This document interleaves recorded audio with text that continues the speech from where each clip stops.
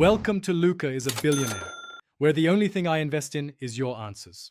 You begin by preparing the project so export goes smoothly. Set the slide size to 16:9 and pick 1080p for crisp video. This affects framing and text size. Once done, collect your images, short clips, music, and a simple transcript so you can record without pauses. Make sure presenter view or record slideshow is enabled in PowerPoint. Doing so gives you control over timings and live narration, and prevents redoing sections later.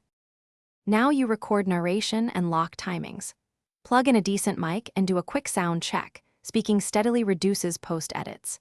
Use record slideshow and record per slide so mistakes are isolated, then replay each slide and re-record any awkward bits.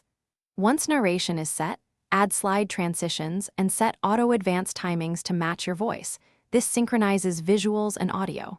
If you used animations, test the sequence. Make small timing tweaks until it flows naturally. Finish by exporting and checking the final file. Export as MP4, select 1080p and 30 frames per second for smooth playback on YouTube. This balances quality and upload time. Once exported, watch the whole video and confirm lip sync, audio levels, and slide pacing.